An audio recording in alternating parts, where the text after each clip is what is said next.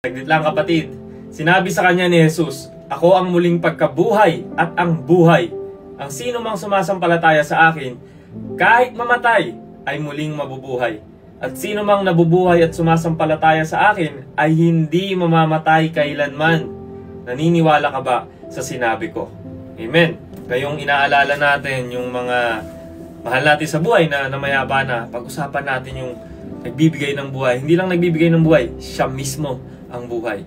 Nung sinabi ni Jesus yan kay Martha, hindi naman niya sinabi yan para pampalubag loob lang. Kundi pinapahayag niya rin yung pagka-Diyos niya. Kasi hindi naman sinabi ni Jesus na, "I can bring resurrection."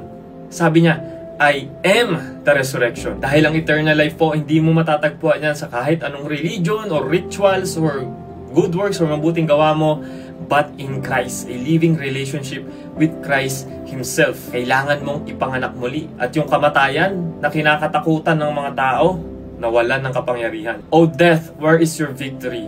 O death, where is your sting?" Dahil una po, si Kristo lang ang kayang bumuhay sa atin. Dahil we are spiritually dead because of sin.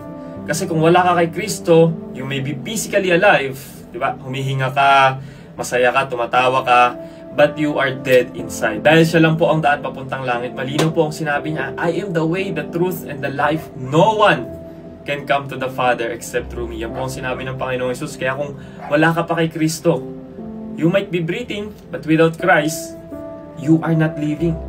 You're just existing. Literal na dead man walking ka.